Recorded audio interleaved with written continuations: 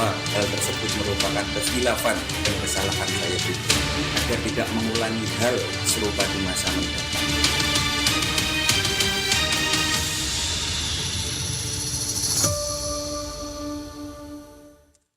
Ya, pemirsa, pengasuh Majelis Taklim di Kediri, Muhammad Ilham Yahya Al-Maliki, menyampaikan permohonan maaf setelah video dirinya menciumi pipi anak kecil di atas panggung saat berceramah viral di media sosial.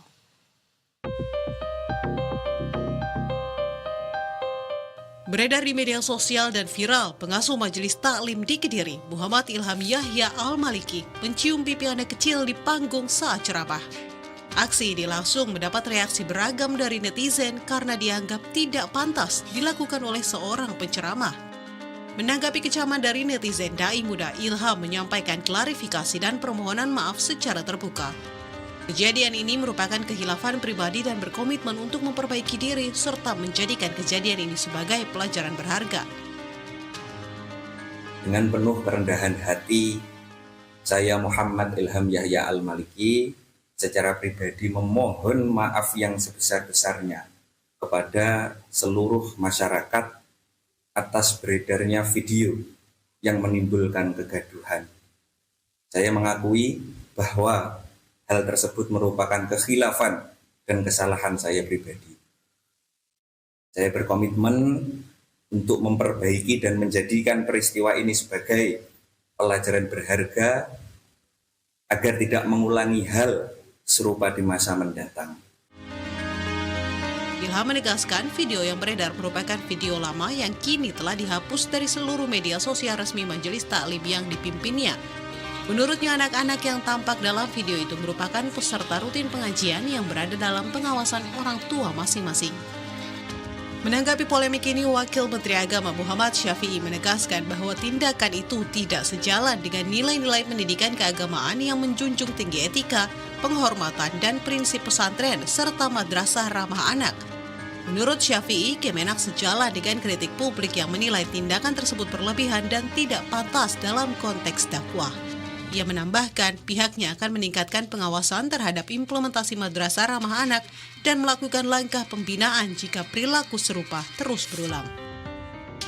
Kita tadi sepakat agar ke depan pengawasannya lebih ditingkatkan agar peristiwa itu bisa hindari. Tadi kan sudah kita sampaikan pengawasan itu termasuk itu supaya itu tidak terulang, maka terhadap yang bersangkutan memang harus ada upaya mengembalikan kepada posisinya agar tidak mengulangi perbuatan-perbuatan. Jadi kita sepakat dengan pendapat publik bahwa itu tidak pantas. Kementerian Agama berharap para pendakwah dan tokoh agama tetap menjaga marwah dakwah sebagai ruang edukasi moral dan spiritual, bukan panggung sensasi yang justru menimbulkan kontroversi di tengah masyarakat. Tim Liputan, Berita 1. Ya, pemirsa, viral di media sosial, pengasuh Majelis Taklim di Kediri, Yahya Al-Maliki, mencium pipi anak kecil di panggung saat ceramah. Aksi tersebut sontak menuai kecaman masyarakat. Kita akan membahasnya, pemirsa, lebih dalam. Sudah ada Sekjen Gernas Ayo Mondok, yakni Kiai Haji Zahrul Azhar As'ad atau Gus Hans yang sering kita sebut, serta Wakil Sekjen MUI Ihsan Abdullah, dan juga anggota Komisi 8 DPR RI dari fraksi Demokrat, Pak Danang Samudra. Selamat malam, Bapak-Bapak sekalian. Assalamualaikum. Waalaikumsalam, Anissa. Baik, dari Pak Nanang, dari DPR sendiri melihatnya, menyikapinya apakah cukup secara etik atau memang sudah masuk ke ranah perlindungan anak atau seperti apa, Pak Nanang?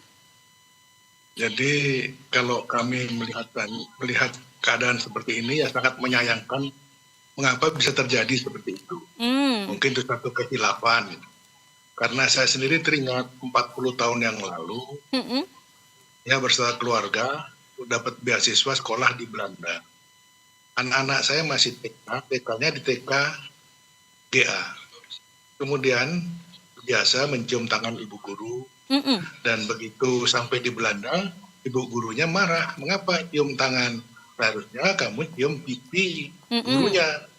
Anak saya jadi bingung, bagaimana Pak ini? Tanya dan sebagainya. Adalah shock culture seperti itu. Nah, saya melihat dari sini, Gus Ilham ini mungkin karena usianya muda dan milenial, mungkin menganggap hal-hal seperti itu sesuatu yang tidak jadi masalah. Hal dari kacamata kita di sini itu suatu yang kira-kira kurang sudah kalau ditayangkan di depan. Jadi dari kami masih bisa ini menjadi bagian kita toleran bahwa ini bukan sesuatu yang melanggar hukum, tapi karena kalaupun melanggar ya sangat-sangat ringan lah, tidak sesuatu yang berat. Dan saya menyayangkan di saat kita sedang memperjuangkan sekolah Islam ini bisa lebih disetarakan sama dengan sekolah-sekolah negeri, artinya pemerintah sudah membuat dirjen pesantren di Kementerian Agama, kok tiba-tiba ada muncul kasus-kasus seperti ini. Jangan-jangan nanti dikhawatirkan pengelola pondok-pondok itu semuanya perilakunya seperti itu. Jadi ya, tapi dengan permohonan maaf, mudah-mudahan semuanya bisa clear dan netizen bisa memahami agar kita bisa menerima dengan sabar dan supaya tidak terulang lagi. Dan menurut saya dari Gus Ilham sendiri tentunya dengan kejadian ini sangat terpukul, tidak menduga kejadian seperti ini ya. Minimal saran saya supaya lebih berhati-hati dalam bersikap ke depan.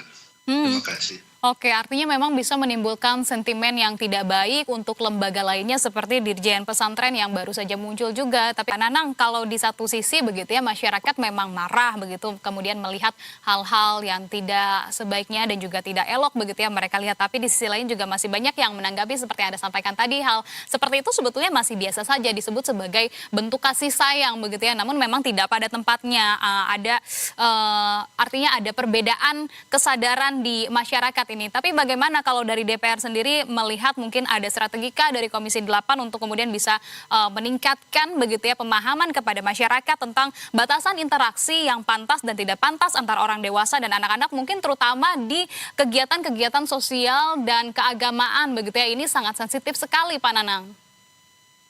Baik, saya melihat hal ini adalah menjadi ranah yang abu-abu.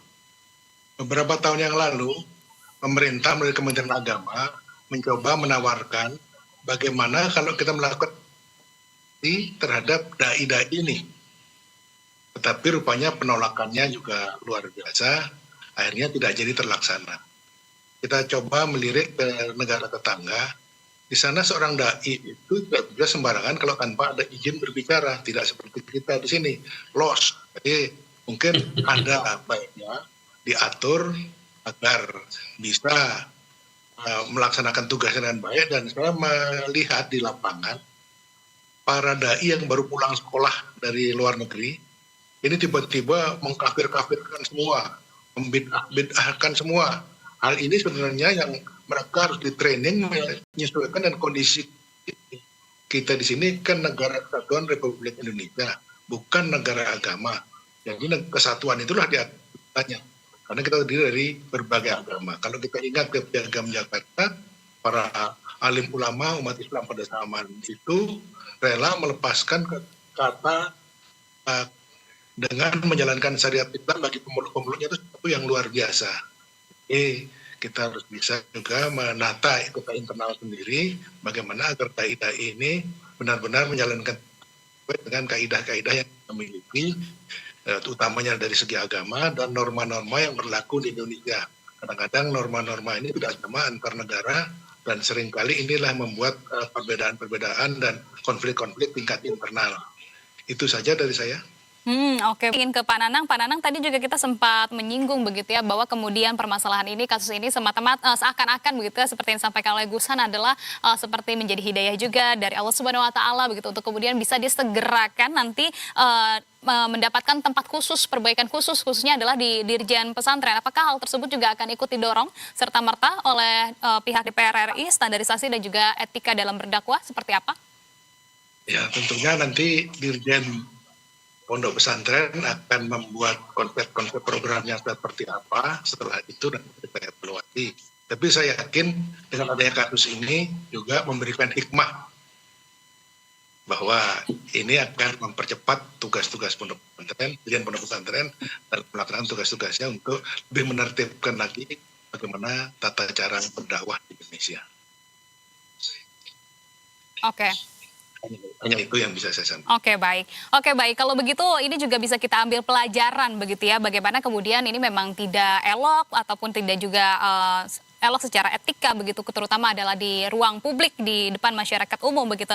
Yang pasti ini juga tidak menyentuh dari perdebatan ranah hukum begitu, sudah diberikan sanksi-sanksi sosial yang langsung oleh Gus Elham begitu. Namun yang pasti nanti ini akan menjadi pembelajaran untuk kita semua agar tidak terjadi ke depannya bagi pendakwa-pendakwa lainnya, dai-dai lainnya. Terima kasih atas pandangan dan juga waktunya Gus Hans, kemudian juga Pak Nanang maupun juga Pak Iksan. Salam sehat selalu, sukses selalu. Assalamualaikum. Terima kasih Mbak Anissa. Salam. Waalaikumsalam warahmatullahi wabarakatuh. Karena